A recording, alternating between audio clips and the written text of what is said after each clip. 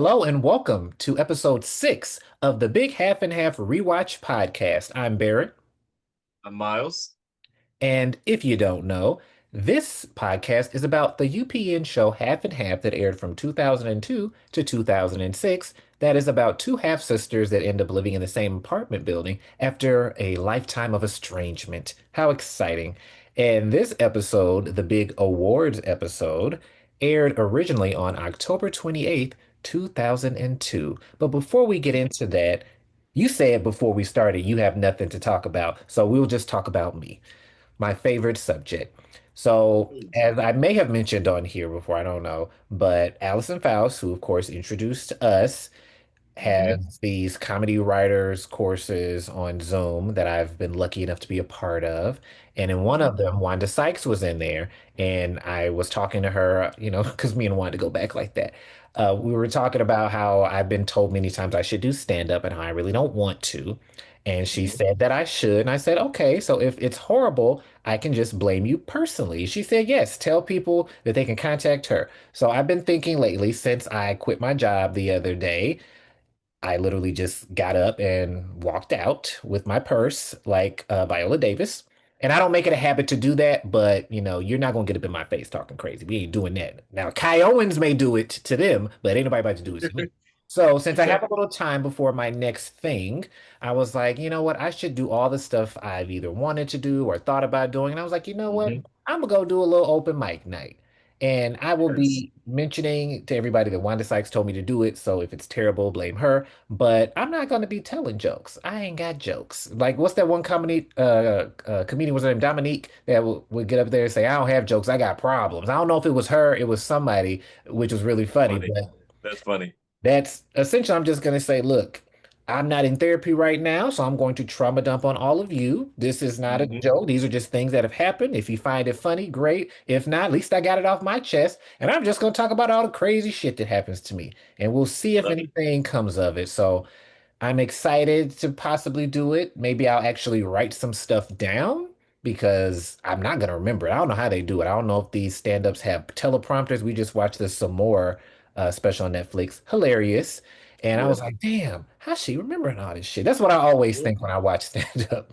It is amazing. Like I'm a really big stand-up fan. I actually just went to my friend's stand-up show last night. Shout out to Tangerine, who now hosts Tangerine Tuesdays at Flappers out here in LA. So I was at that show last night, and like I'm always flabbergasted with like how they memorize the super long sets. Like the smaller moments, I get like the 5 minute sets, I can kind of see, but when they do like the hour longs, that's beyond me because that's a lot of dialogue when you just up there and all by yourself, just remembering this whole like sequence of events and that flabbergasted me. But yeah, I got another friend named Kim who has also had some similar work situations and whatnot, which led her down the path of having some free time. And now she just took some classes to do stand up. And you in Chicago area, so that's the perfect like where better to be besides in LA or New York, Chicago. That's where all the stand up starts and is happening, man. So I think that's the best place to be to try something out. Maybe I don't know if they still do it, but years ago I went on a date before I met my husband at a comedy club where they gave you these little foam tomatoes and you could throw them if you didn't like the jokes. And the person with the least amount of tomatoes at the end of the night ended up winning money. And one of George Foreman's children, I didn't even know he had a daughter because I know he has five sons named George, but his daughter, was it George Foreman? Or was it Mr. It was Mr. T. I knew George Foreman had no damn daughter. Mr. T has a daughter, and she was there, and she was telling people she was going to beat their ass in the parking lot if they threw a tomato, and she won. So, on that note, this episode, great segue, was written by Beth. Hopefully, I'm saying your name right, Seraph, who we might know from That's So Raven and Suddenly Susan. And when I saw that, I was like, Miles are probably, again, one of the few people that has also watched Suddenly Susan besides me around my age. And you did? Okay, I figured. I love me some Sunday Susan, man. It was crazy to see. It was dope to see because Beth also seemingly had a writing partner named Jeff Tarson, who, as a person who has a writing partner, shout out to Capri Sampson. I was like, finally, a freaking writing team. You don't really see a lot of writing teams pop up, so I was glad to finally see one pop up. And they did a bunch of shows that we know. Yeah, I was telling my husband, Manny is his name, because I'm not going to keep saying my husband for those of y'all listening. And I was telling him, Miles and my friend Harry are the only people I know that know every show that I know, and I don't have to explain or Google and show pictures. So thank you. I appreciate that, Miles. No, And especially Saturday Susan was like, I mean, for me, a bigger show, but I yeah, know it's a lot of very people like I probably don't know how forgot people about it. don't know about it. It has Brooke Shields, Kathy Griffin, Sherry Shepherd, people that are still Right. relevant today. Right. Wasn't Andy Dick on that too? Yeah. So why people act like it never existed and it was on for 4 years, I don't Yeah. understand. It But had I thought almost it was 100 episodes, if not 100 episodes. So yeah. that'll be our next podcast, I guess. A long list, ever growing. That's right. And they also worked on The Big Wolf on Campus, which I Mhm. forgot about, but I think I remember that. I think it was That's like a how I Disney felt Channel too. original movie, Yeah, if I'm yeah. not I felt the same mistaken. way. I'm like, I know this title. I've definitely seen this. I don't remember specifics, but I've definitely was aware of it. Well, shout out to both of them for this episode. And on October 28th, 2002, y'all know I got to do my fun facts. Let's see. Eminem released Lose Yourself that day. So the number one song still was Dilemma. Maybe I just don't pay attention to the Billboard charts like that because I'm like, really? Like, They, this is like they be the staying fourth up there, man. episode. I mean, that was a good song, so I'm not mad at it. I, I'm, Number I'm one, curious how long it's gonna stay up there now. Especially, I I feel mean, like a first of all, while. I'm a big Eminem fan. I know that song is gonna eventually get to number one. I don't know how many weeks it's gonna take, but now it's gonna be fun to find out how long it took for that song to get to number one because it Is definitely that the did. one where he's like, with your own it, you lose it, yeah, never let it go, whatever. You only get one shot, do not miss your chance to blow. Opportunity knocks once in a lifetime. Guys, I do fucking know it, apparently. Is that the one? I don't even Wait, know. wait, what? Which You know, title did you say? lose yourself. It was Yes, on that that. is it. Oh, look at me. Yes, I that guess is it. I'm an Eminem fan now. Shout out to Marshall Mathers and his That's mom right. Spaghetti. And the number one movie was Jackass the movie, which I owned, Mm, oddly enough. wow. I have bought very few movies in my lifetime, so I don't know why I felt the need to buy that. Maybe because I thought I see some booty cheeks or something. I don't know why I was watching. I did used That to watch was- the show, and I guess I like watching people get hurt, so maybe that's why I saw it. yeah. This And is a very specific era of life where it just really like is. MTV, Eminem, Jackass, like this is a very specific. I just can feel these vibes. And what aired that night, Everwood on the WB, also lasted 4 seasons, if I'm not mistaken. Mm. I watched the first episode of that and then I didn't catch up. There was no streaming back then, but Yeah, I'm I curious. watched like two or three, and then after that, I fell off, and like you said, never could catch back up. So it was a done deal after that as well. But we tried. And We did. is this the first episode we've recorded since the podcast has gone live? I think it is. It definitely is. We Oh. are now live, baby. Well, thank you to everyone that follows and interacts, especially on that post about the coat. Y'all are really just really going in on that. Gate is real. And I messaged the person who they go by they, them, and they said, thank you for getting my pronouns right when I posted it. So you're very welcome. And I Mm, messaged them. I was like, damn, they're still going. And they were like, now you know how I feel. I've been dealing with this for weeks because I took it off of their TikTok. And I don't know if yeah, people didn't see the description where I say that, Ceci has already been in contact with them and that's the designer. People are still, find the designer, contact free. them or say, oh, here's a one like it. Have them, buy this. And in the video, they literally say, I don't want to dupe. I want this coat. So I told them I am very invested. When and if we ever speak to Yvette on the show or Essence, whoever, I will be bringing the coat up and I will try to get it to you some way, somehow. Yes. We're gonna So try to have Cece on here so she can talk about how she made the coat. People trying to deny where the coat came from. When the person who brought the coat to the set, for those who don't know how wardrobe works, there's one person in charge, and she would know more than anybody would know where the coat came from. So we're gonna people get to the talk bottom of about, that. oh, well, people always take the clothes. That does happen. Like Rue Yeah. McClanahan took Blanche's clothes, but it's not always going to happen. Now, if I'm ever on the show, Yes. I'm taking everything. I'm taking a set, whatever I can get. But Miles, take it away. Yes, indeed. So it's time for a little recap wrap, y'all. Here we go. Here we go. Dee Dee convinces Mona to attend the family banquet, but when she gets there, she realizes why she hates it. She's all left out, feeling like she doesn't belong. So before you know it, boom, she's gone. But they have an intervention. Will they all make up, or are the feelings from the past just way too much? Y'all know how it goes. Let's start the show. Well. Y'all got that right? Okay, great. So the first scene we have is, I think it's the first time that we start a scene with Big Dee Dee. So, I was excited as a Big Dee Dee stan. Hmm. And basically, see, look, guys, I'm actually describing it before I start talking about it. See, I'm learning. She comes in and announces to little Dee Dee that Charles is getting yet another award, and they're having this big banquet. And there we go. But What would threw she me off really be was, running it? What? oh, go ahead. I was just gonna say, would she really be the one running all of that? Wouldn't you have a staff or people for that? I'm sure she would oversee it, but it seems like she's doing Yeah, everything. yeah, I mean, I guess her whole thing this episode was saying that like she did all the things, which is weird because we've constantly had so many episodes where she talks about all the help that she has. But now I guess like she's very hands-on and doing all the work herself. Maybe I guess in the Charles stuff, she don't let nobody be around Charles, so maybe she controls all of that, does all of that hands-on. I'm not really sure. The thing that threw me off was when as soon as she came in the apartment, she asked what that pungent aroma was, and it Hmm. was just incense. Like Dee Dee just had incense going on, and I'm like, do bougie black people not like incense? I thought all black people loved incense and the aroma of incense. Am I wrong? Well, as someone who grew up a little bougie, we ain't Okay. have no incense. One of my sisters would have incense, but I don't ever have them. I've never bought them. I don't even know how to do Wow. just light it and stick it in something. I don't know. But if I walked in, I'd probably be like, what's that?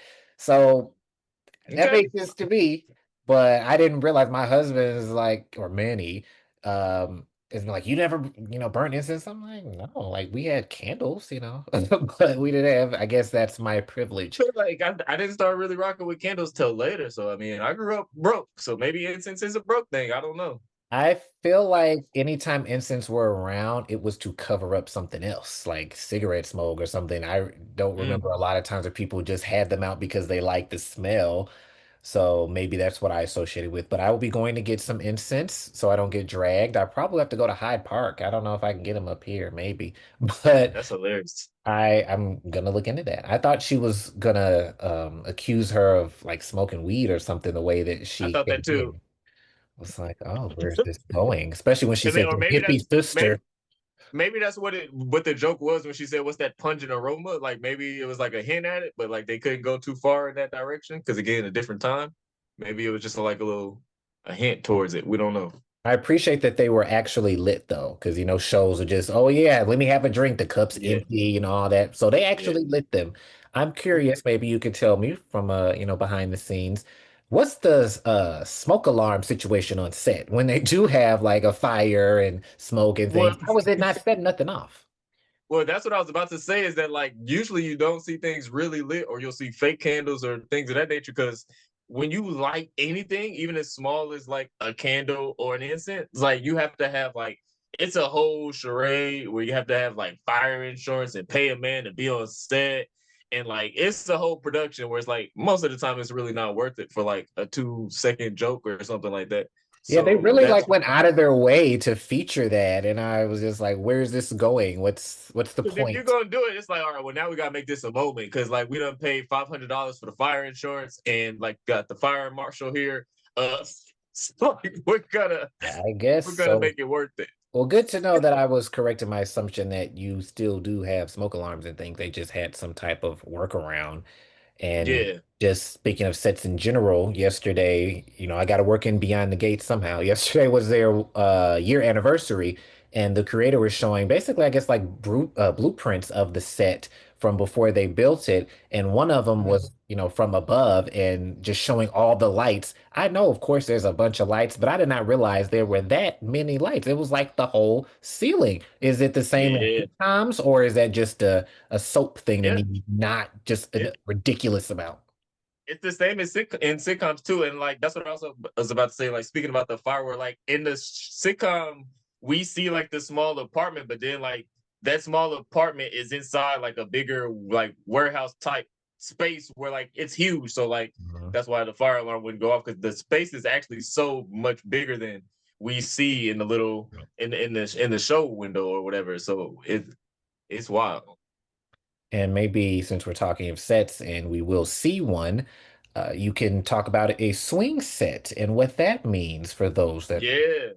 So a lot of times there will be a set like adjacent to where we are, like usually zoomed in, and like there's a set that's like an optional set where like sometimes we need it, sometimes we don't. Sometimes there'd rather be a camera there so we can catch a certain angle of the set that we need to capture, and when we don't need to capture that angle, we can like literally swing. It's called a swing set because you literally like can swing it, or it's like a fold in swing type of situation where like you swing it and then like it becomes a part of the set again, but then you can easily just like move it out of the way so you can see more of the picture. And again, maybe the camera goes there sometimes so they can capture a certain angle, and then when the camera is not there, they can fold it back into the fold, and then it'll give you a different perspective. So but yeah, sets for a are so much show. bigger than we see, and there's so much Yeah. lighting above.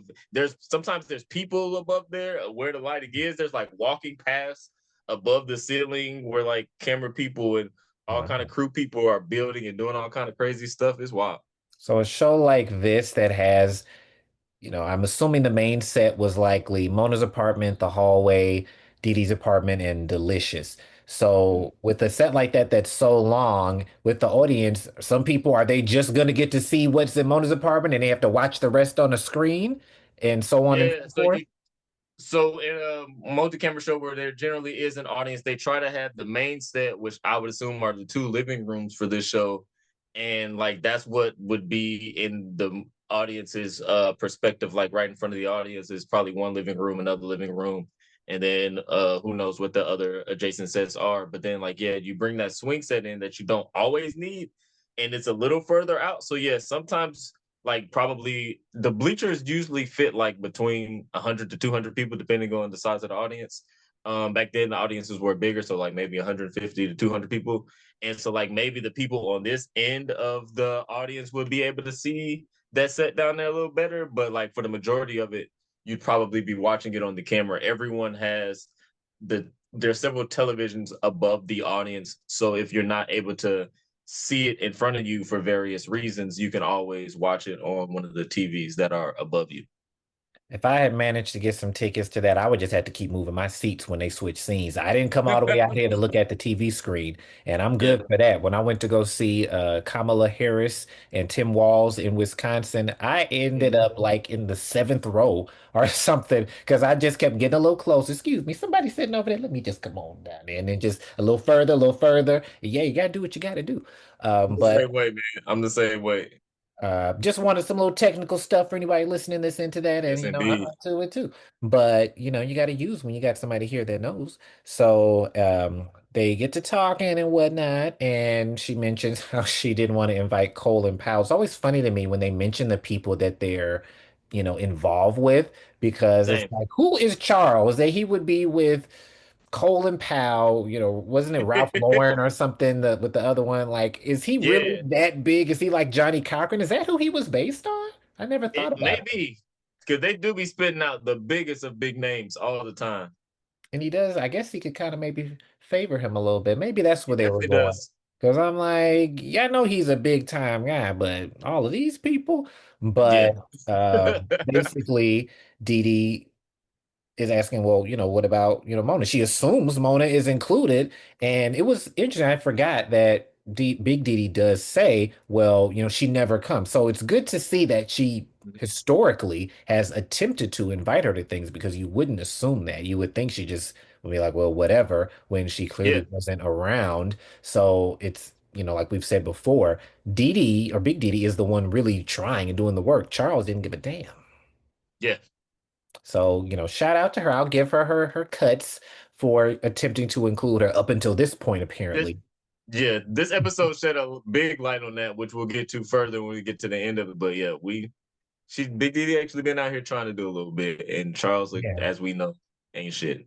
And I don't know if it was just a joke or if Dee Dee was referring to something that actually happened where she has run into Mona out in public and she's ducking behind bushes, because I could definitely see that. And it's Yeah. not hard to think they would have run into each other at least once in the same city over, Hmm. decades. So I'm glad that they've moved beyond the ducking behind the bush stage to now I'm here to borrow your bagel slicer, which I've never owned one. I don't know if I eat enough bagels to warrant that. I mean, she's bougie, so you Yeah, know, I guess, even though she just said it's in the cupboard, not very specific, but find it.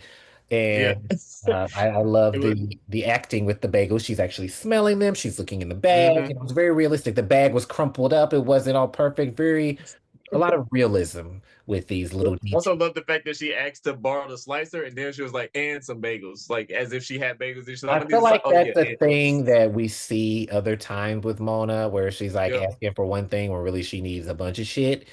yep, And that's how sisters do, I guess. Just like when I go to my mama's house, I'm leaving it with something.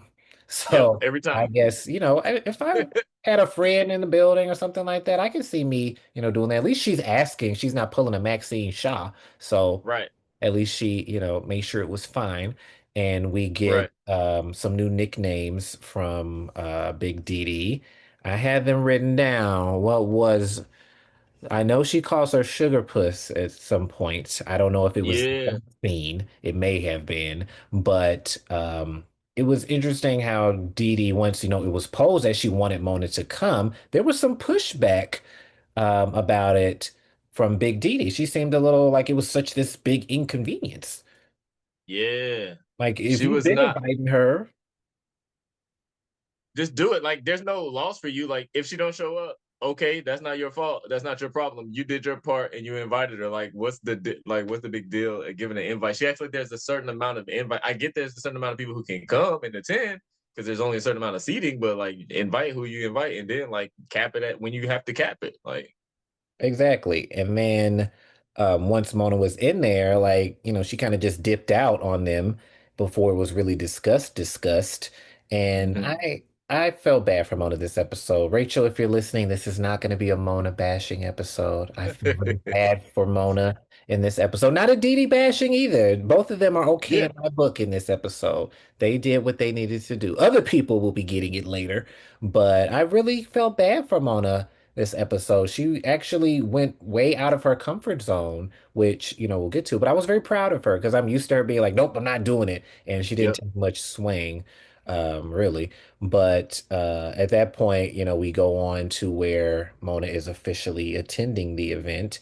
And, Dee Dee even, tried to tell, oh, he's always talking about you. I don't know how much of that was about Dee Dee and how much of that was about Mona, Yeah, but she's like, he's always bragging about you. He says, how smart you are, how successful you are, and you're doing so great in law school. Oh, wait, I shifted over to me, my bad. But the rest, you know, I that mean, was Mona funny. I don't think Mona's, dumb by any means, but I don't feel like we ever really see her use her intelligence. We see her use her street smarts, but I don't think it's Yeah, ever really shown how smart she actually is, yeah, which is unfortunate.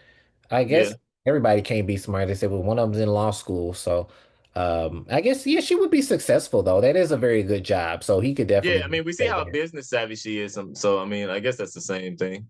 I guess I would like to have seen more obviously, smart things, I guess, of Yeah, her yeah, really yeah. handling stuff. Yeah, But I suppose we're just, it's like, she's smart. We don't have to prove it. I mean, she graduated right. college. I don't think they ever said where she went to college, but I would assume it was a decent one. They should have said she went to Hillman, but that might have been a copyright thing. I don't know. But this episode really was like moving, through everything because next thing you know, she's already, showing up to go to the party. How did you feel about Mona's look that apparently was so horrible?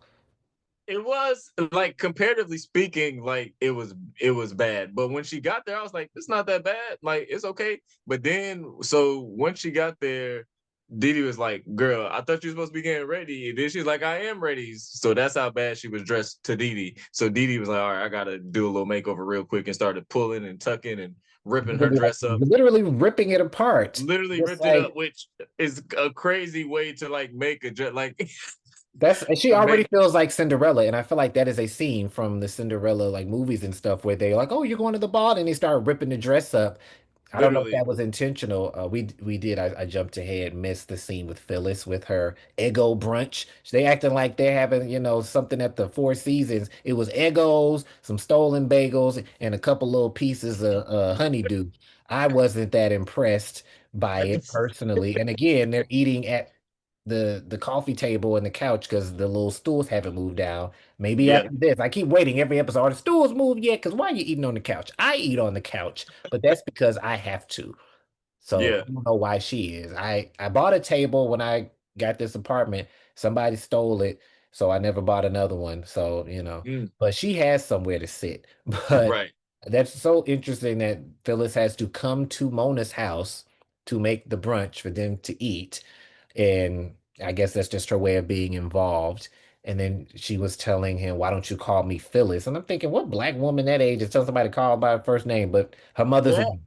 would So never happen. Like I don't care. She was like, you know me for 8 years. Call me Phyllis.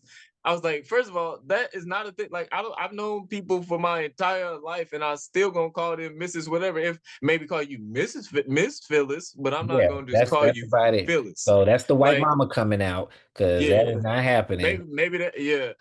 Like even if I mention somebody like talking to my mother, you mean Miss Phyllis? Like it's just Yeah, me. So I yes, was like, okay. And then going right to mom, yeah. planting those seeds. Do you feel that they were trying to infer that they would get together or that they were just harping on the fact that Phyllis wants them together? Think they were just harping on the fact and just reminding us that like this is an option, and like obviously a mother would be like, you got a solid option right here, and yet you are still single. Look at y'all right here having fun, eating breakfast together. Like this is a thing. This could be a thing, and like a mom would definitely shine a light on that, whether you wanted to hear it or not. And I don't even know if it's really Spencer. She just wants the grandbabies in general, and she likes Spencer and he's around. So Yeah, I think that's a big part of it. And she had a point. She really did have a point about Charles. It's one of the few times that her rant was appropriate yeah, and not just fueled by rage. That, he didn't show up to anything, hardly. So what are you trying to show up to his stuff for? Valid. Like, exactly. father of the Also, year.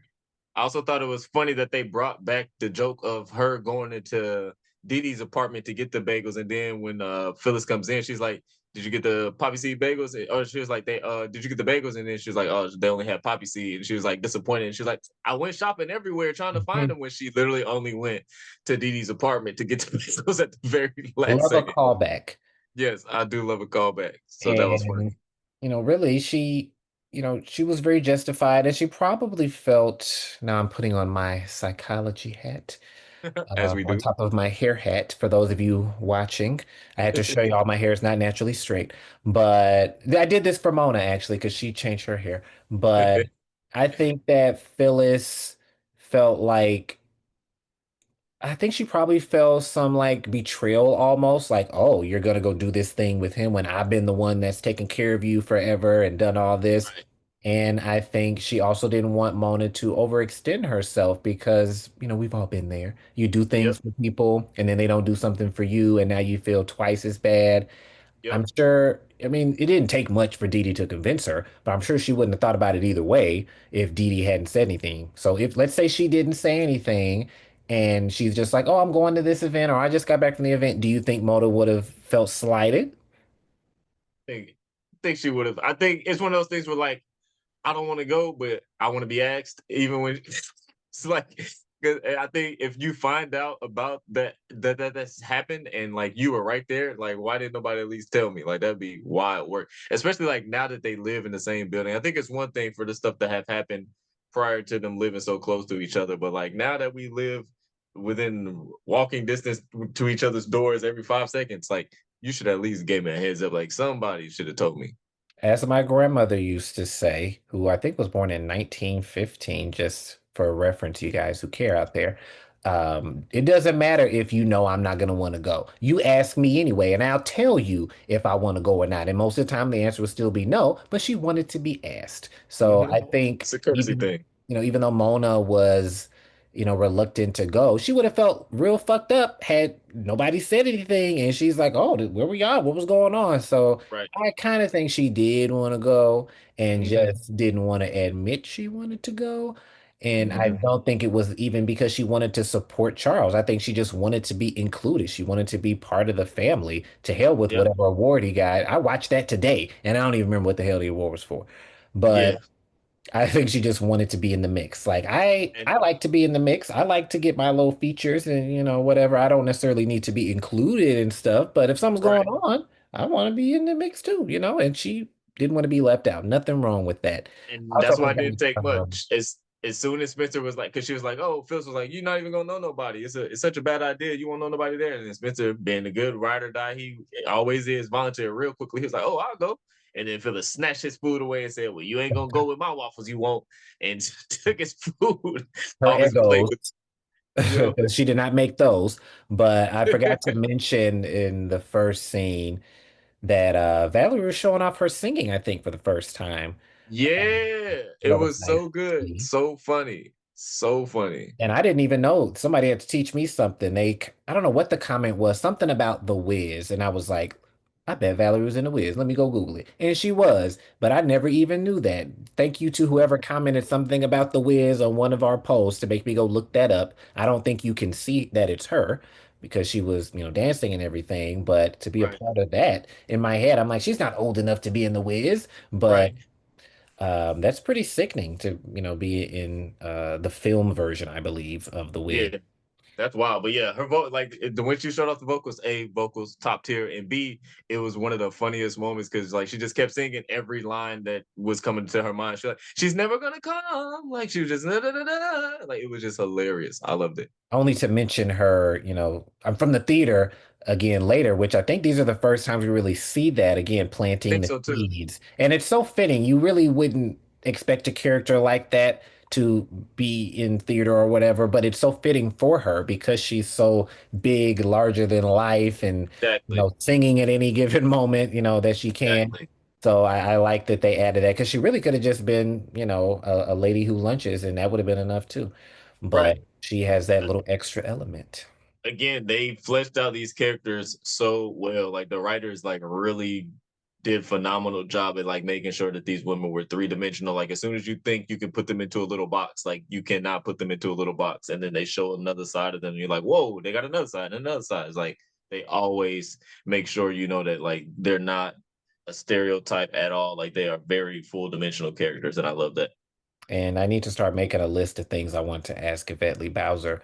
But I love how when we do, later on have them meet Kyle and Maxine from Living Single, that, Big Dee Dee is, doing musical theater with Kyle, who of course, was always singing on Living Single. So I wonder at what point they thought about that and if that's something that, was part of it from the beginning, or if they just looked at it and was like, oh, we have a lawyer, we have somebody who likes to sing, let's just throw that together, because it just seemed to fit so well. And who knows, in her powerful brain, she might have said from day one, at some point, I will have Kyle Barker on this Right. show, and they're gonna sing together. So it just seemed to work too perfectly. I don't know if it was just a coincidence, but that's, something we see more and more of. And of course, we always say how great they look, but I can't help it. Every time I'm like, oh, Phyllis was snatched and Dee Dee was snatched, like everybody Right. snatched. So yes, when exactly. So to go back to 20 minutes ago when we were talking the dress, when she gave it a dress, that she was looking amazing. So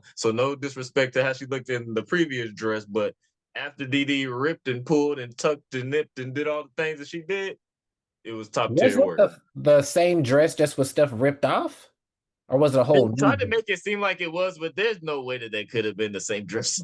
She did have the Refuse. same shoes at least, I but refuse to believe. Yeah, I mean, it's possible. We again, maybe we need to talk to yes. our wardrobe stylist and get to the bottom of it. But it definitely seemed like a different dress to me. But either way, it was an amazing dress. And then the way that she changed her hair too. That was, I think, one of the first times we saw her hair One of straightened. the few times we see Yeah, Mono straight hair throughout the entire yeah, show.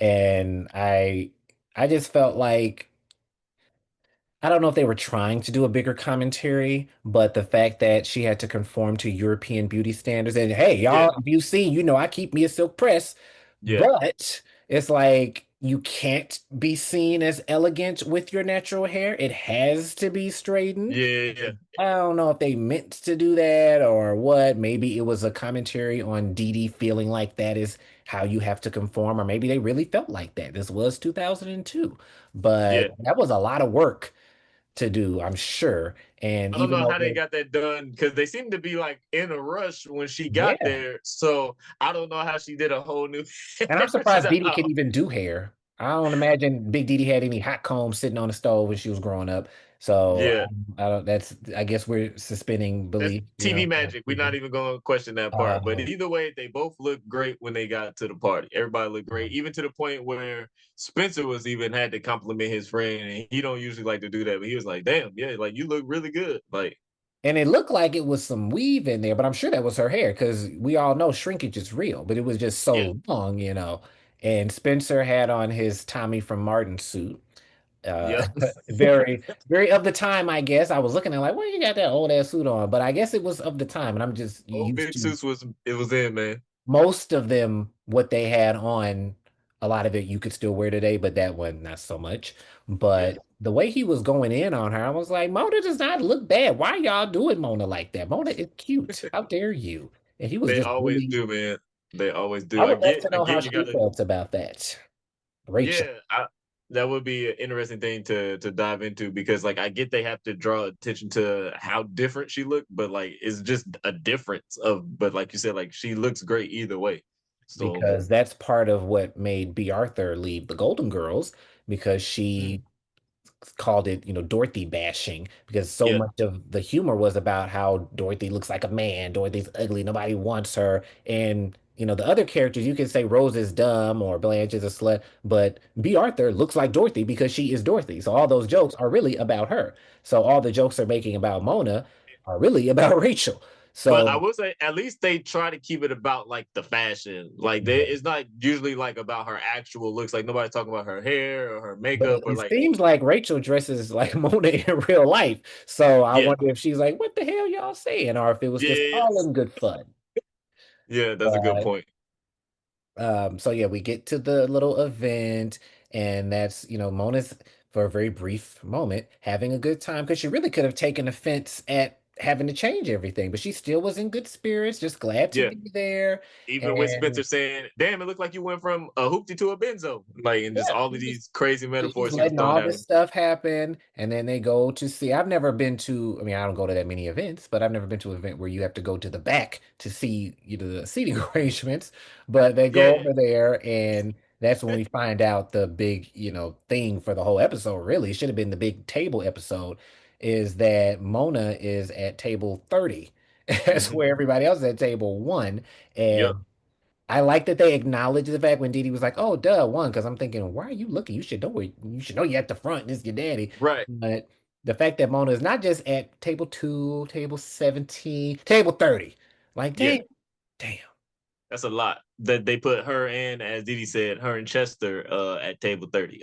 Which we will Can't never get see that boy every name right. time he sees Spencer throughout the series is Chester. Is how it's gonna be. And again, speaking of things being worked in, she mentioned his hair being greasy, and I believe Yep. that is how he wears his hair in real life. So it's interesting they always mention that with him. But at the table we have Dee Dee's orthodontist, hmm the senator's mistress, which the wife is here and the mistress is here. But What I was mean, I don't know what a wife was because then I thought she was There there. was Grace who's only there because her son does Charles's taxes, and I was like, how that's how terrible the table is that you're at. Where like you're at a table where it's not the person who does his taxes, you're at the table with the mother of the person who does his taxes, which is crazy. And then And they also had his caddy was there, and then yeah, Tammy, the mistress, who Spencer was very excited to see. He was like, "Oh, I never met a mistress before. I want to get her autograph." So he was very eager to meet her who shout out to her. I actually looked her up and she was married to Lorenzo Lamas back in the day, guys. I don't know if y'all remember the icon back in the 90s, Lorenzo Lamas. So apparently, like she was her name is Shauna Sand and she was married to Lorenzo Lamas. let me Uh look him up. I know that name, and when I you see him, I'll definitely be know like, if you "Oh, him." Yeah, it Oh was a movie yeah, I called know yeah. him. Everybody like he's one of those faces where like, he was on the tabloids and the magazines. Like you saw Lorenzo Lamas, so like she was married to him. But then I remember her; she was in a Weezer video for the Beverly Hills.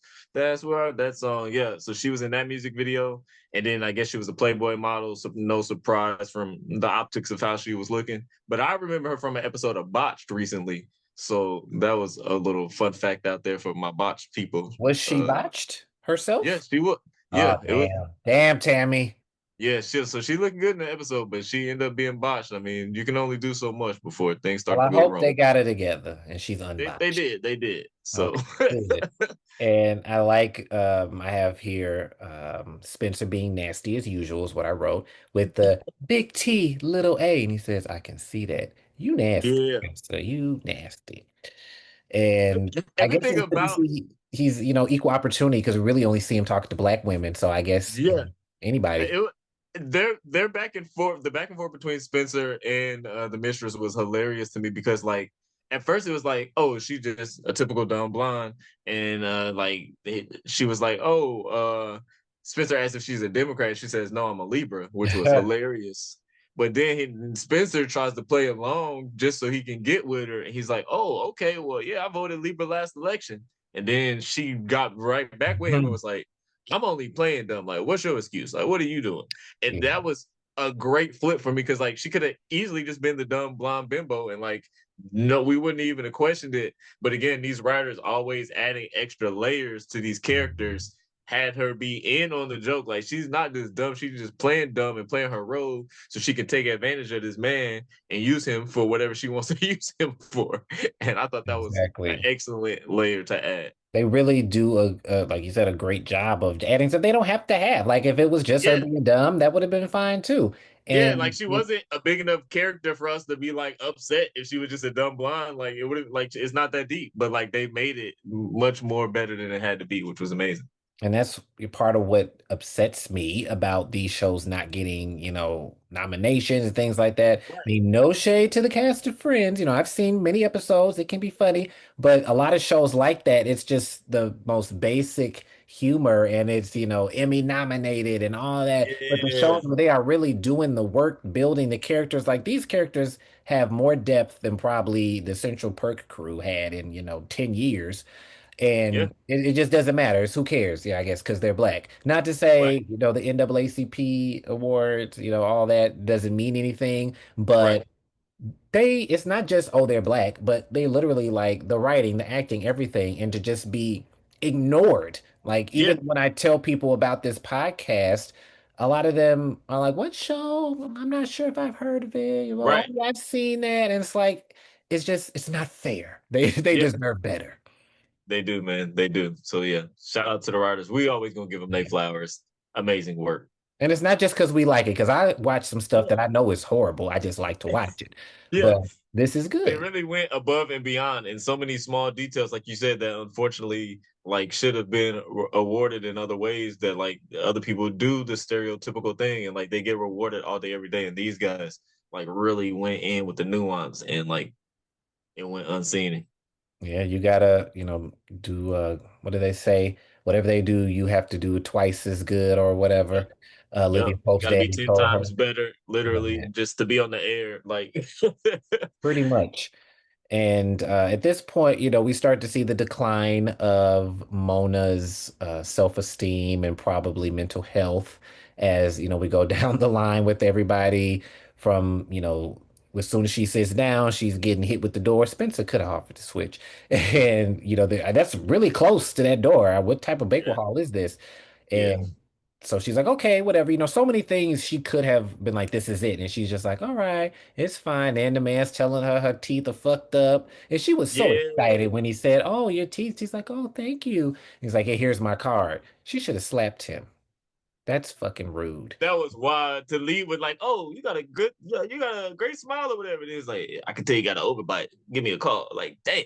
Like, And everybody was then hitting her left and right. the woman was the worst of all. She's just going down the list. I don't know if it was intentional. These were stereotypes, but I think they were, but like I think it was perfect for the character. Like I loved it because like she seemed like you. We've all been in those situations where you sit down, unfortunately, with somebody who's this ignorant, and then they just run through a list of stereotypes because that's how ignorant they are, and they don't interact with a lot of black people. So she literally just like ran down a wild list of stereotypes. And when she asked Mona, like, "Hey, why are you? What did you do to end up at this table?" Because she know the table bad, so she's like, "What'd you do? Marry outside your race?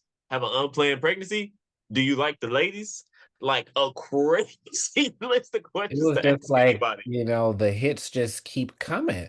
Like Mona was Crazy. just not even able to get up. Every time she's like, okay, maybe it's fine. Another one, another one. Like, Like what did I put literally. in my notes? I put poor Mona was looking for just a little love, but shot after shot was fired at her. Yeah, that's Literally. not it. But yeah, you do run into people. I was in line and nothing but cakes the other day, and this man saying all this misogynistic stuff to Mm-hmm. people in line about the workers. I was totally ignoring him, so I missed much of that. But when, we got up there, we did say something to the people that worked there because I don't know if they heard all of it. If he had like got in their face, knowing me, I would have had to say something in case John Quinones came out and this was what would you do? But I was like, yeah, he was talking a lot of shit, nothing but assholes. But Right. that happens where people just assume either they're talking to you or somebody else that you're okay with that and like, yeah, this is fine, this is normal, this isn't offensive. They don't even know who Yeah. they're talking to. And she knew None. who she was talking to. She knew that's Charles's daughter, only to call her the other one, which I felt like that was such a, I don't know if powerful is the word, but such a, good choice of words because that literally is who Mona is, the other one throughout the Yeah. entire show and her whole life, as far as we know it, the other one. Yep. And I don't know if it took her to say that since she was just rattling off all these things that were not appropriate. So it's like, here's another not appropriate thing. But clearly she Yep. didn't think anything was wrong with it. And she looks familiar. I should have looked her up, the lady that was doing the Yeah, most. she did look familiar. I did not look her up, but I've definitely probably seen her. She probably one of those actresses who bounced in and out of a few sitcoms because she definitely looked familiar. And I'm feel like I'm gonna start checking now to see the names they give people because today I was looking at the IMDb just to confirm the name of Brian, the bug guy, and his name Mm-hmm. was Brian Lefine. Lefine. Of course, they never mentioned that on the show, but they just put Brian Lefine as in the fine. Hilarious. So I feel like I got to Yes. go back and look at all these, random guest actors that pop in and out and what funny names they might have given them. So as a sitcom writer, is that something that you have done, or are you just like man in hat, woman on bus? Love a funny name. Like I am all about naming characters, something that has to do with their character. And sometimes, I mean, it's my favorite one. Like the joke is like out in the episode, so like the fans who like really pay attention to stuff like us, we can Mhm. catch it. But sometimes it does only end up being. I'm sure that there might have been a joke about it, and then like it probably got cut. So now you have this hilarious name that like only the writers or the people who look up the credits later get to see, but I'm sure they probably had a joke about it because you never want to throw away a good little name joke like that. But that's like one of my favorite things to do. Yeah, I'm I always will spend curious about hours naming characters. even like the main character, like what goes into, naming them. Because again, Beyond the Gates, they were showing the original scripts and stuff, and Nicole used to be Crystal, and I think Danny used to be Sarah or something. So I know with the Golden Girls, they were saying that they used a lot of the same names over and over again just to keep from getting sued. So they're like, well, we know nobody has this name, so we're just going to keep using it. But do you feel like there was, any significance behind the names that they gave everybody, or if they were just like, yeah, you look like a Phyllis, whatever. Sure. That also usually, especially like with a main character, if there's like an influence either in your life or like a actor or something like some kind of personality that like has inspired the role, usually like might want to try to pay homage to them. I know we did that a lot on Actor Age. Like Allison might have had a friend like that inspired a certain character. So like when that character pops up, she gives that character her actual real friend's name just so like she can show some love to that friend in real life.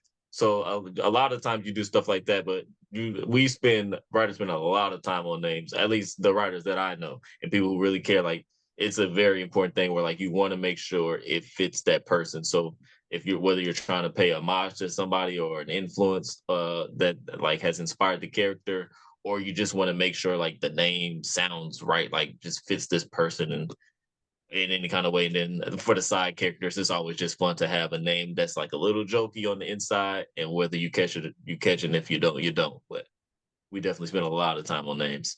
Well, if Act Your Age comes back, I assume I'll be seeing a Barrett pop up at some point. I don't know, just maybe. Yes, But there will be a fun neighbor named Barrett. okay, thank you. I I think there probably was some meaning in the whole thorn part, but as far as it being Big Dee Dee and Little Dee Dee, like you don't see that. We probably mentioned it Yeah, before, but you don't. First of all, you don't see a lot of women naming their daughters after them. There's not a lot of Dee right. Dees, on TV or Big Little anything. So I would love to hear how they came up with that, and if it was always intended that she would be named after her and all that, because it's very unique. Like Big Dee Dee, Little Dee Yeah, Dee, just it's really cute too. I like it, and I and think they it all does. it fits. Yeah, and usually when you get like a junior or a little or whatever, like it usually like shows a little class. Like people who usually do that are like have a certain like who come from a line of people who did a thing or something like that. So I think it immediately shows her personality of like how important she knows she is that she would name her child after her. Basically. So it immediately lets you know that I am the main character, and now I have given you a child, put out a child into this world who I know will also now be the main character in their world. So like it tells you a lot before you even know anything about the person, and that's usually what you want a good name to do. Like a good name will give you a hint of who this person is before they even have to say too much. So I think having a little to her big tells Mhm. you everything you need to know about her before you even know anything. And I wonder if that was decided after they saw, oh, we have this tall lady playing her and a short lady as a daughter. But Mm-hmm. I would never name my child after me because, first of all, it's a lot to live up to. And there aren't many people with my name anyway. There's nobody with my first and last name together. So I Mm-hmm. don't want them to forever live in my shadow and have to be associated. And I don't want to have to share my name. So Baratina, I can do. Baratisha, Baratikwa, Baratino. I Right. can work with it. But would you ever name a child Miles Jr.? I also would not like the gay. It is a lot to live up to, but also I'm selfish and I like being the only person with my name as well. And I like to be an individual, and I want my child to also feel like they can be an individual and not have to deal with anything that comes with my name, whether it be good or bad. Like I think I want to give kids a shot to just be their own person. And I mean, I might pay my homage to myself in like maybe the middle name or like initial wise or something like that, but not just like a full on junior. And I want my kids to be able to find their name on a keychain at a gas station. So, getting back to the scene, at this point, it has not boiled over just yet. We've gotten all the insults and everybody dragging Mona. Yeah. And what was the straw that broke the camel's back? Would you say it was the photo that just was like, okay, I'm out of here? Or do you think she would have got the fuck up anyway? Think it was the combination because while the lady was asking her all these crazy, insane, annoying questions, she was watching the rest of her family take a picture together and like just feeling left out. So now I'm feeling left out, and you're beating me up with all of these insane questions. I think it was the combination. Was like boom, like she turned one cheek with the questions, and then the other cheek got hit with the picture she was watching being taking place, and then she's like, "All right, this is too much for me." So Yeah. yeah, She her already went excuse. out on a limb showing up at all. She's Yeah, changed her whole appearance. She's yeah. sitting at the reject table. She's getting dragged. But oddly enough, I don't feel like that should have been that big of a deal. I guess on top of everything, but it's not like that was the picture, the only picture being taken. They throwing the camera in the garbage now. Like there would be more pictures. You just weren't over there. What they supposed to Yeah. do? Yell across the room? So, in my head, I remembered it being more like, oh, let me get the whole family. You step to the side or whatever. And that's Right, not right, what right. happened. Maybe it happens again later. I feel like I've seen something like that happen on the show, but I don't know. I feel like, you could have gone over there or whatever, but Charles Yeah, I didn't think say if nothing. anything, it would have the lady would have drove me to get up and maybe go be like, "Hey, why y'all ain't call me over to get this picture?" Like, I need to get away, and like here y'all is taking the picture. This would have been a perfect opportunity for me to get away from this crazy lady at the table. And he But I got a mean, picture with both of them when they first came in. yeah, So, yeah. That's why I don't think it was much of the picture and probably just annoying lady. Like, look, I'm stuck at this terrible table with this lady while y'all having fun taking pictures. Hell no, I'm out. It's too much for me. So I get it. I'm not gonna sit there either while the rest of my family is having fun taking pictures, and I gotta sit here being asked racist questions by this lady.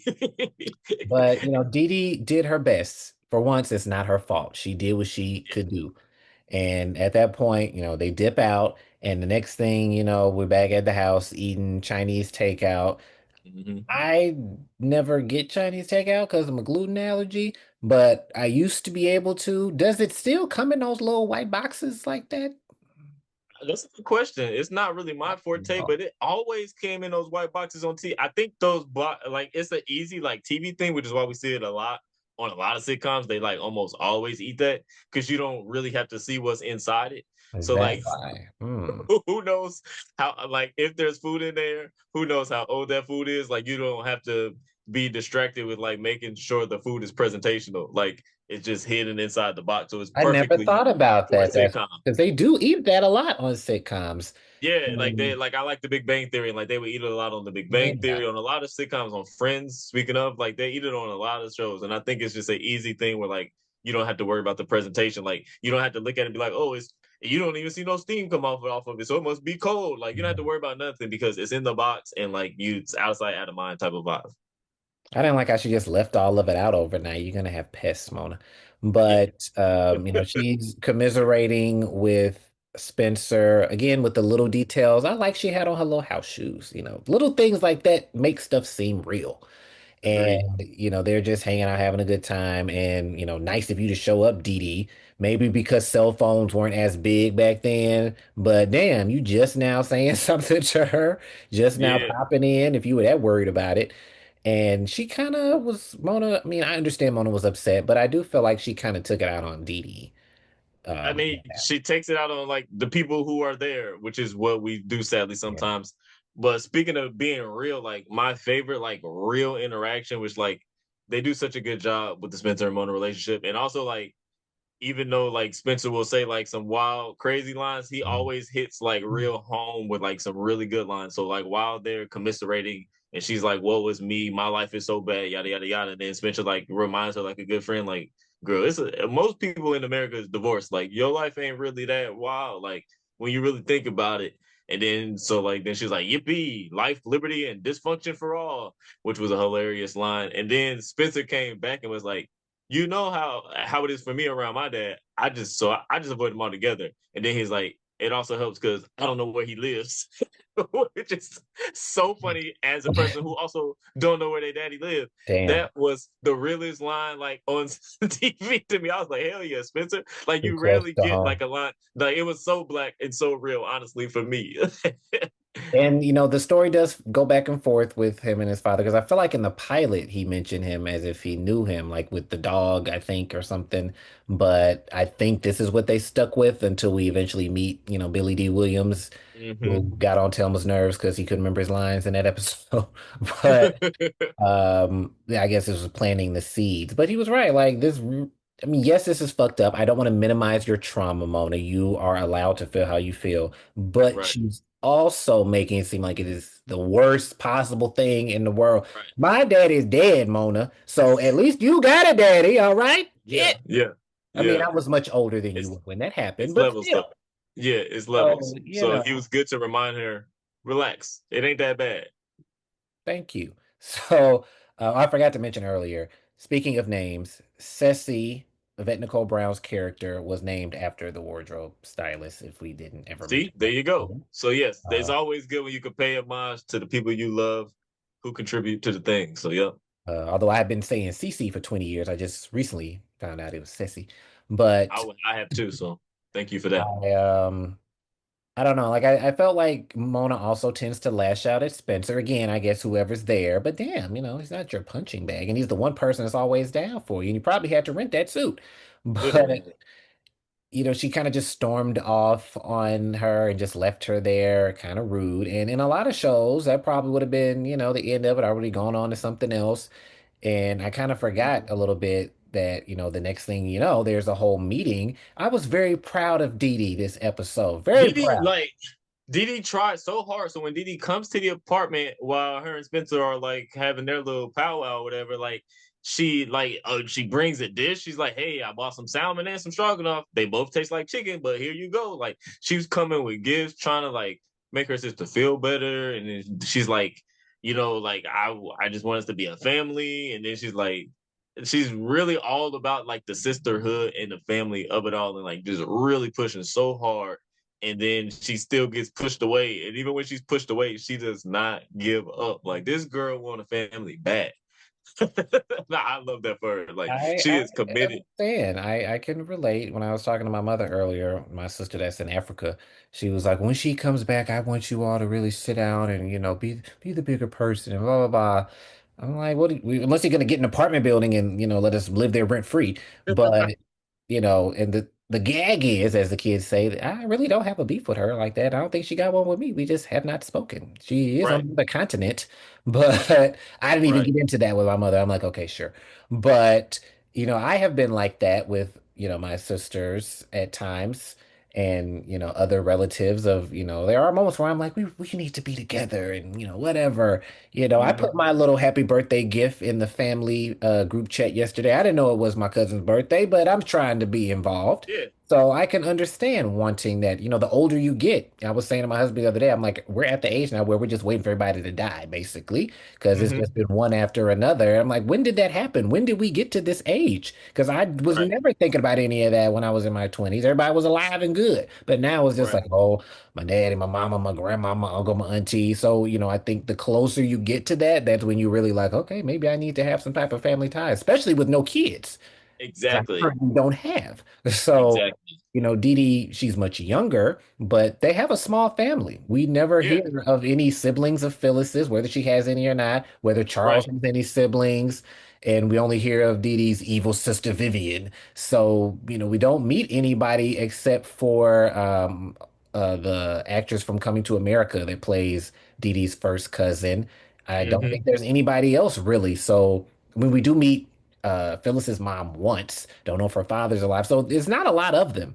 And it Right. really did seem like it was honestly just Phyllis and Mona all the time and just, Big Dee Dee, and Charles. So she's probably thinking about that and, wanting that connection because really Dee Dee could have been a big brat in the show and maybe Hmm. just worked on herself over time. But from the jump, she was very much into family, which I appreciate that again, layers, and she's not Yep. just the typical, bratty sister. She really does Right. care about Mona and she cares about family. So shout out to you. Yep. Shout out to her. Edie. But yes, even with her caring, Mona, she's in her feelings. So she's like, don't nobody care about me. Not your mom, not dad, not nobody, not even Tammy. And then she stormed out. And when she stormed out, it left Didi to be like, who the hell is Tammy? Like, which Yeah, was Mona hilarious. Mona had a lot of big feelings, as Yeah. they say in therapy sometimes. And I do think that Mona has issues with her anger, with emotions. Not to say she doesn't have a reason to be angry, and look who raised her. Right. But I think she has two different sides. It's not a lot of in the middle. Either she's super nice and accommodating and being a doormat, or she's flipping out on everybody. There's not a lot of middle Yeah. ground with That's true. her. And I'll have to, think about it as we continue to watch how much of that changes. I do think she does mellow out. And, I myself have a very bad temper, but I've Yeah. mellowed out over time. And, my mother was telling me that's, how my father was, that when this was in the 60s, mind you, he was in the army and he got up there and, they said, how do you want your eggs? And he said, over easy. And he said the guy cracked the eggs onto his plate with his other food, raw eggs. And he said before he even knew what happened, he reached across and slapped him or punched him, one of the two, not thinking about he could be court-martialed, all this stuff, Right. discharged. He just, reacted because he's like, who the hell he think he is? And he said that he said it was silent. Nobody said anything. Then nobody ever reported it. And the next day, the guy was still there and he said again, over easy. And he gave him them fucking eggs over easy that time. But, that was an example that he used to be like, I realized I had to get my, anger in check for when I was younger. And I think, he was in his 20s. And when I was popping off the most, I was in my 20s. Mona is in her Yeah. 20s. So Yeah. maybe it's just a maturity thing. And I that think is so. why. But, there just needs to be some balance. She should have been in therapy. her Yeah. mother is a therapist, so she knows the benefits, but she probably would have wanted to be the therapist, and that's not allowed. But I would, I mean, we don't really hear a whole lot about what college was like for Mona, but typically that's when people blossom, but that didn't happen for her. Yeah. So she left college still, kind of immature in many ways. Yeah.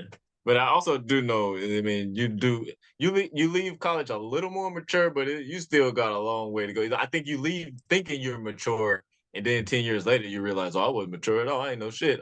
Yeah. I still had a lot of growing to do. So Unless you go to Hillman, because when they were seniors and graduated, they looked like and acted like they were 40 and 50. they did. They So that's the only time, I guess. If you go to Hillman, you instantly get matured. yes. But I think because Dee Dee is more mature in some instances, that it makes Mona seem more immature when really she's probably on par for her age. And Dee Dee has her Yeah, moments too. It's just about different stuff. And she had exactly. a different upbringing. When you're raised to be all poised and prim and proper, you're Exactly. expected to do more than when you're from the streets with your Exactly. And the instincts. way you get things done and when the is popping off and you Yeah. have to be loud and you gotta be vocal. So like you can't be prim and proper and get people to listen to you sometimes because the way you do that is when you have the money and then people have to listen to you. They have to respect you. But sometimes when you come from where we come from, you gotta get your respect the other way. And that's just how she has to do it sometimes. I mean, that's how I like to get mine, but it's not always appropriate. But I mean, it wasn't the biggest deal in the world, Mona, that just stormed off. I'm just saying, when people are trying to love on you, Yeah. as Kim Coles always says on her podcast, Reliving Single, all episodes now streaming, plug it. That Hmm. people were loving on you. So Dee Dee was loving on her, Spencer Yeah. loving on her. But Yeah. sometimes when you don't feel, I think again, like we mentioned, it's a self thing, a self-esteem. If she doesn't feel worthy, if she doesn't think she deserves it, then she's not going to be able to accept it. Yep. It's not hitting. So she Yep. still thinks that she's the other one, and Yep. it's showing in her behavior. Thank Yep. you for for coming to my little session here. But we Which then leads go us to go perfectly ahead. into the next scene because Yeah, we're gonna deal with where that comes from. So in the intervention. So when she gets there, well, first we get to Dee Dee's and Phyllis arrives and she's like, "Oh, sorry, I hung up on you 2 times before I came over." hilarious, rude, but So hilarious. so funny. So she pops in and then boom, Charles and Big Dee Dee pop in there at the door. And then Big Dee Dee is shocked on the other side of the door to They see they Phyllis. recoiled in horror, like Yes, like literally, like Freddy just Krueger opened the clenching, like door. they saw Jason or Freddy Krueger or something. Like just so, like which is what basically the comment she makes. The Big Diddy is like, "This is just like that nightmare I told you about. Don't talk to it. Don't bargain with it. Just cover your eyes and pray it doesn't steal your soul," which was I hilarious. don't know if that can count as a read of the week. It was shady. It wasn't like a read, but I did like Yeah, that whole little exchange. So I will count that. And I, again, a welcome to the family, Telma Hopkins and Kelly mhm, Shane Williams, their podcast now streaming. Plug it. She yes, talks a lot about how when she was on Family Matters, Telma does, how she was doing so much face acting. And she mm, really is a face actress for yeah, sure. Because the expressions, like, I know it's supposed to seem real, that's the point, but it really seemed so real. Which they were talking all yeah, that shit, and Phyllis just like this bitch. What the fuck? yeah, Like, not everybody and does that. Not yeah, everybody exactly. The responds in that fa- way. the face acting top tier, and then which may be a good read of the week, she got her right back. Phyllis looked at Charles and was like, I never could get you to take out the trash when we were married," and so like he's taking out the Yeah, trash that for was her. that might have to be my read of the week. But Yeah, there's a lot of shows where the actress wouldn't have really reacted in the face. It just would have yeah, been the line. But it's right. like, you always want to be in character, of course. And they Hmm. always are. Like I watch all these little things and facial expressions, movements, and you're not gonna catch them slipping like you might You're on not. another show. They are Yep. always just in the mode. And when I'm doing, Beyond the Grapes, where I'm, playing everybody, like. I think I mentioned this before. I put that wig on. I become that person. I Yeah, don't know. I don't feel like I'm watching me when I watch it. I feel like I'm yeah, watching Miss Blueberry, Glory, whoever. And maybe that's how, she feels with the Dee Dee wig or whatever. But it's like when you are in character, you are in character. Now, I'm not playing off of anybody because I'm playing everyone. But right. when I'm pretending they're there, the entire time I'm reacting and it's just a thing. So of course they know how to do that. They're brilliant actresses. But I just love how they do it compared Yeah, to other things. And maybe because Valerie's from the theater and Telma, started with Tony Orlando and Don. So maybe, right, it's a different type of acting chop that they could right. bring in, which is so wonderful to see. And when she asked for her latte, it appeared to actually be in that cup. Yeah, Unlike a lot of shows where they just hand you empty stuff. Now, did she drink it? I don't know. But right. yeah, you saying she hung up on her. I was like, damn, rude, because we are still in the beginning. It's only episode 6. She still has not Hmm. warmed up to her completely. But Hmm. I like that, they acknowledge that. Yeah, And they all are in there. Somehow Mona didn't see or hear everybody filing up the steps and right, just popped in and didn't realize what was happening. But right.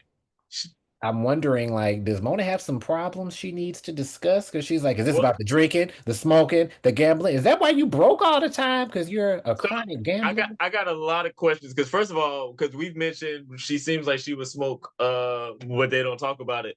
We talk about Mhm. cigarettes or we talking about something else. What do we think she's smoking? I would hope it would be weed, but I don't I know. mean, initially I was thinking cigarettes because we do see later where Mona starts smoking again. But Yeah, because of the fact that that was her starting again, and there was no indication that she had been doing it anytime recently, I think it might have been weed. And maybe that's why they mentioned the incense. So. that's what I'm thinking. I'm trying to put two and two together. I'm thinking And those that are was the a lot of vibes. Chinese food for two people. So did they Well, have the that was a munchies? lot. Because Exactly. she was stressed out after that. She needed to hit a little something. So Exactly. That's what it seemed like. Those are the vibes. So I mean, I'm gonna just insinuate it, and hopefully one day Yvette can correct me if I'm wrong. Yeah. So then that's what was funny to me was then when she also was like, I only told you that story about the bookie, so you loan me $100. You really think I'd hang out with a guy named Johnny Fingers? Which definitely shows she may have a gambling problem or just a money balancing problem because she's not good with it. And then she's so not good with it. Dee Dee responds like, "Hey, like first, like relax. It's not that. That's not what this is about." But also, I forget, and it wasn't $100. It was $200, and you still owe me. I'm still waiting for it. So, so she's still in debt with her. I mean, she did have a jacket on like a 6-year payment plan. So I can Right, accept that as the reason that she never has any money. Mona has right. a gambling problem, and that's okay, Mona. Just get help. And I did recently watch a little documentary thing on YouTube. Most gambling addicts are women, so it Mm, fits. that's shocking. But yeah, I wouldn't have assumed that. But she, very caught off guard and she could have reacted differently. And, part of me watching that, I've been on a little binge. I said before, I was watching Give Me a Break nonstop. Somehow I ended up on Intervention, but I've been watching a lot of those. And she could have very much, just been like, I'm not doing this. I don't want to be a part of this, even though technically it wasn't an intervention, it kind of was.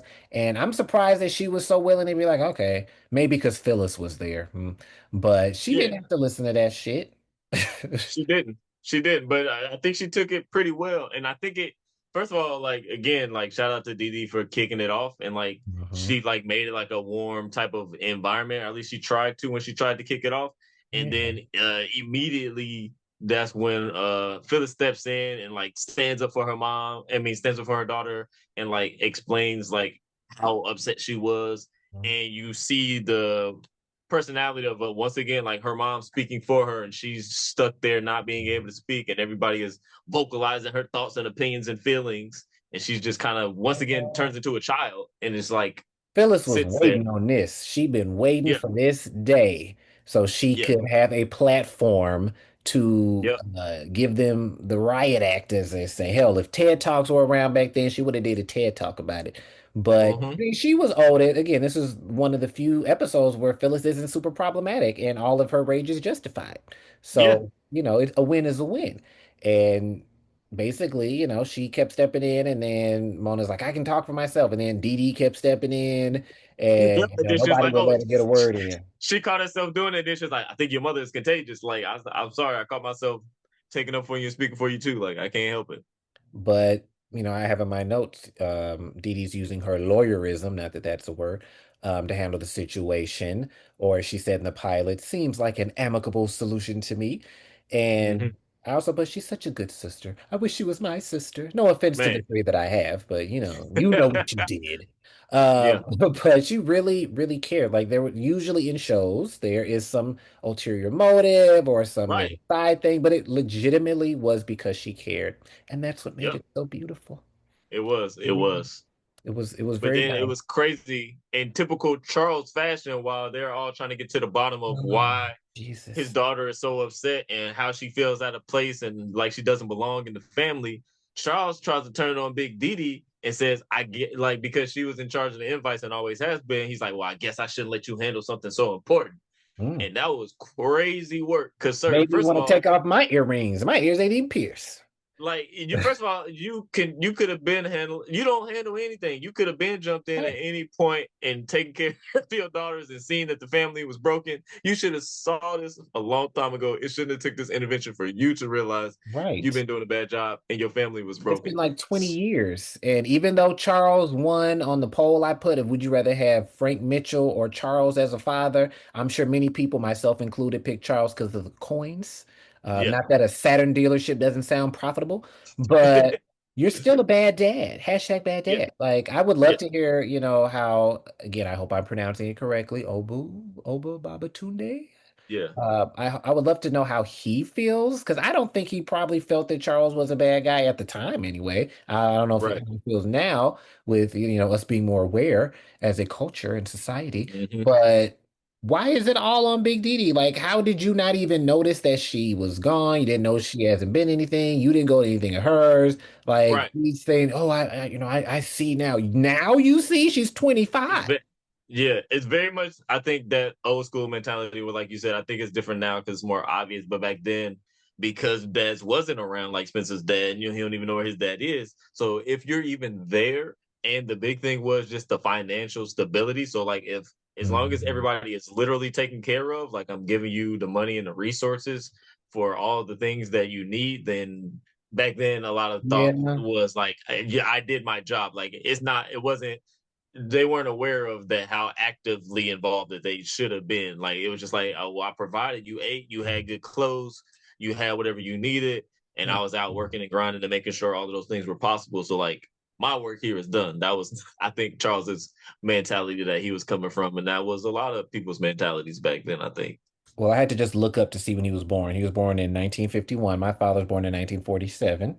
And he was around, of course. We lived in the same house, but was he as active and involved as he could have been? Probably not. But like Charles, I think, he really just felt like I'm providing, I'm, paying the bills, doing all of that. Mm-hmm. And that is, that age, I guess boomers, that is what is important. Not, let's go Yeah. play catch. Not that who knows if I was even Right. going to do that. But I can, okay. So now I'm going to come up off of Charles a little bit. Yeah, I mean, because that was typical, like especially like we saw like on most sitcoms, the dad come home from work, he sits in his chair, don't be want to be bothered, get out of my way, get out of my face. I'm about to watch the game or watch the news and read the paper or do whatever they did back then, and like they would just tune out after like their hard day of work, and like they would not be involved with the parenting, and they just literally left it up to the women. And I think there was a part where he did mention that he wasn't that, he missed a lot for both of them. Yeah, And I don't think that it was, targeted that, just I don't fuck with Mona, just Dee Dee's who was there. We just happened to live in the house together. If the right. So he situation was probably caught more reversed, of her stuff because it was just more convenient. I would have But loved if yeah. we had gotten like a dream sequence episode or something where it was reversed and the Dee Dees were the Phyllis and the Mona, and Mm. they got to have some esteem. That would have been interesting because it really is just a convenience. She's just in the house, so she's gonna Yeah. see. Not to make an excuse for you, Charles, but I'm gonna come up off you a little just a bit just a little bit. of But pinch. exactly. But it was funny when he tried to snap at Big Didi, she was like, "Oh, okay, well, Yeah. let me tell you All of this something." brown She's like, "You want to blame me and saying you should have let me handle this because it was so important? Let me tell you something. You won't be handling all this brown sugar." And she walked out the door.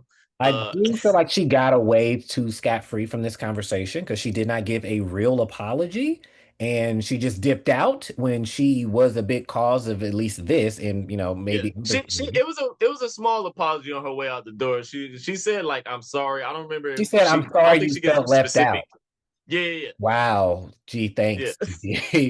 Not I'm sorry for what I did. I'm sorry for yeah, putting yeah. you at that table. Just I'm sorry you felt Hey, left out. See again, ya. from people of a certain era, an apology is an apology that you usually Yeah. didn't get. So We never do hear exactly how old Big Dee Dee is, but she was still able to have a child. So, right, she wasn't that old, but considering this was 20 years ago, I guess she would have probably been part of that same generation where be glad you getting that because I can yeah, count on probably one finger the apologies I got from a parent as exactly, a child. exactly. So, take what you can get.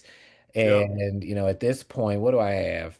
Well, I said Charles tried Big Didi. That was in bold. But yeah, Big Didi did, have a point, but again, she didn't take the accountability or anything. And we see in the flashback that this is something that has been happening. In the flashback, she really don't be seeing it from Mona. She really just kind of ignores her. She did buy her new clothes that were in style, yeah, but she was just, petting, Didi like a little doll, whatever, like, see you later, Mona. And Phyllis in the flashback, they really just say, we're going to make you look like Rachel from Family Matters because it's from the same time period. You know, just leave it at that. literally. Big Didi was dressed real scandalously. I don't know if that fit her, her big, I'm, this woman of great esteem. Maybe she was just, I'm the young trophy wife back then. But I was like, oh, Yeah, I think that's probably what it was. I think that's okay, what I it see was. you. And we see again the actresses that play Little Phyllis, not Little Phyllis. Now that would have been a show. Yeah, Little Dee Dee and Little Mona. And this is twice, and it's the sixth episode. So I don't know if they had planned to show them a whole lot more. They just grew up too quickly, but they could have, moved right, in, teen years. But I guess they weren't seeing each other at that time, so it right. wasn't necessary. But I do have here that I put this was a good episode for Phyllis. She, even had that nice little moment with Dee Dee where she was like, thank you. And you could tell Dee Dee was like, oh my God. Yeah.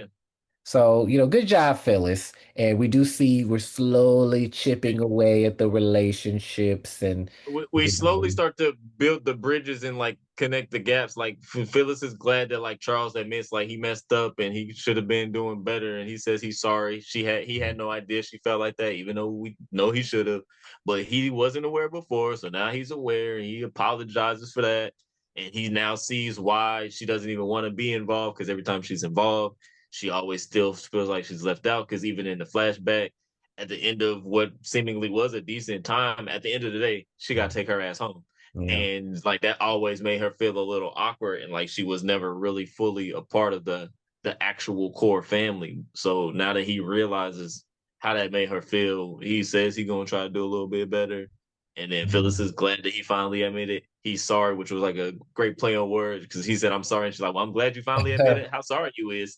Let's And they have Phyllis driving, I don't know, was that a DeLorean she was in? But man, I was like, oh, they that took thing me back with that one. I don't know where they they did. live, where they look like they were in the desert when she pulled up. Then we walk over and they have this nice lush yard, which I'm trying to remember if they ever make it seem like Dee Dee grew up in the house we saw later, because the house we see in the flashbacks was not that house. Maybe he Yeah, leveled up at a later date.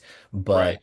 I also, again, with the face acting, like before Dee Dee left and the whole brown sugar thing, Phyllis's was just, she was eating that up. She was just like, Yeah, oh, this is so delicious. Just get her, get her.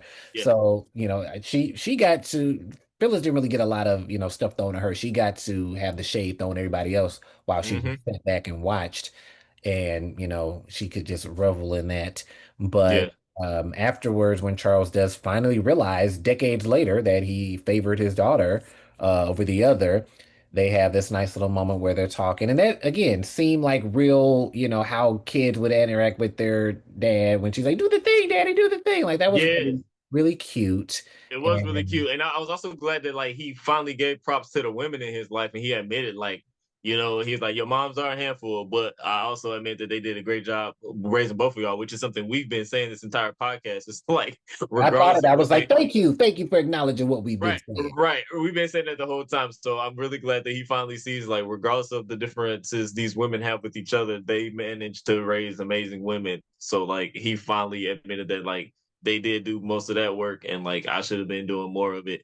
And then they do, like you said, have that fun little moment where Dee Dee was like, "Man, you missed the funny part at the party where Dad was doing the little dance move." So that was really a really good warm moment. And he could do a split. I can't do a split. So Yeah, I ain't he's a mad real at him. dancer. Yeah, He would have been, yeah, he would have been 50. He would have been like 51 when he did yeah. that. So I hope I can do one when I'm 51 since I can't do one at 37.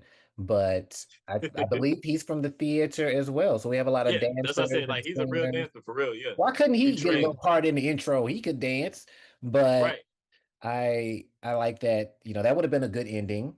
But of course, we have to come back with the final scene before, we go to the Hmm. credits, where Mona's playing her tuba, playing Super Freak. It seemed like she was kind of playing it for real. It did seem like I was like, it felt like that was a real thing that was really happening. It didn't Does seem Rachel like they True play synced it that? up with the sound. Like, I think she could really play that to that ability, which was I, hilarious. I love that she still had it. And do they not have child size tubas? Because that's what she was using in They third don't. grade. Yeah, that's the crazy part about being in band is it's like they just throw you this giant ass adult size ass instrument and be like, here you go. Usually, what Yeah. happens is like you don't. At least where I was at school, they try not to like give you the giant instrument you actually want to play. They give you like whatever the smaller version of it is that leads up to the big instrument, and then like hopefully you work your way up.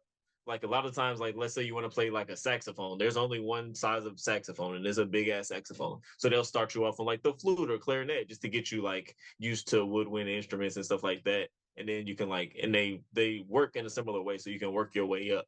You usually wouldn't like start off on the giant thing, but that's such a I think a more simple instrument that like you probably just start there, and it's huge. Oh yeah, I guess that French horn I was carrying back and forth to school in fifth grade, never actually played it, but I carried it around. That was big as hell. Yeah, That probably led to my in-school suspension, but we'll talk about that another day. So on, well, 2 weeks in school, 2 weeks out of school, but hey, that was years ago. I'm a troublemaker. we've I grown. I think I think that's about it. I think we covered it all. Yes, indeed. Overall, I think as far as relationships, everybody has improved in their relationship Hmm. dynamics. We didn't have any real backsliding, so kudos to you guys. We'll see if that Yep. lasts next week. And I think everyone showed good personal growth, except for, Big Dee Dee could have shown a little more. But overall, I felt like we Yeah. saw some growth because, of course, you don't want to have everybody just making the same mistakes over and over. Right. So, yeah, how many mics would you give? So I'm gonna jump out because we finally got like some conclusions. We finally got Charles waking up, saying the same talking points we said. So I was thrilled. Like there was a lot of huge comedic moments, big jokes, great clapbacks, great physical humor. So I'm gonna go out on a limb and give this my highest score yet, guys. I'm gonna go with 5 mics. I loved it. This was a fantastic episode for me. Well, my answer was going to be contingent on your answer. So I too will give 5 mics because I was like, is five too much? Let me see what That's Miles what I felt, but I was like, but I don't really have no flaws. I don't have no issues. So like, thinks. I'm gonna jump out there and do it. 5 mics. And what I liked most is that there were scenes with, everybody together. Like it wasn't all over the place. It was Yeah, a lot of just them. Yeah, we had a couple little people on the side, but it wasn't all this we're at Delicious, we're over here, we're right. together, we're at home. It's the whole gang. That's what I like, This is what Yep. I want to see, as they say. Same. So that was a big part of it, along with the fact of, Dee Dee really trying and Mona not, Hmm. pushing her away. And, everything was nice and cohesive. Not that it has to always be like that, but it's been a rough Right. couple of episodes for them. Yeah. So I wanted them to really bond, everyone pretty much, and really, Yep. have some growth and not just, be at it the whole time. And it didn't seem forced. It didn't seem, unrealistic, like, oh, she's gonna have this big old thing. It seemed like somebody who was frustrated and just wanted people to come together, just be like, look, this is what we're gonna do. And Right. I loved it. So Yeah. what your names again? Let me go back up. Beth and Jeff, great job. Not I that you bought need it. me to tell you that, Right. but I liked it a lot. So Agreed. five. Agreed. No notes for me. 5 out of 5, baby. Okay. Well, if you've listened this far, hello. And what you over there doing while you listen? You washing dishes or something? Well, whatever you're doing, we hope you enjoyed the show and that you stay tuned for episode 7 of the Big Half and Half Rewatch podcast. Through this journey of discovery, in finding you, I'm finding me. But I hope to find you listening to episode 2 of the Big Half and Half Rewatch podcast coming soon. And be sure to follow us on Instagram at the Big Half and Half Pod. Our theme song was produced by Jerome Starwalker McKenzie and performed by Voice and J Anonymous and written by Miles Mighty Ward. And you can follow me, Barrett, at So Good We Named It on all social media. And you can follow Miles at Really Mighty. And you can email us at thebighalfandhalfpodcast@gmail.com with any questions or comments about the show. Half and Half was created by Jeffrey Cleric and executive produced by Yvette Lee Bowser.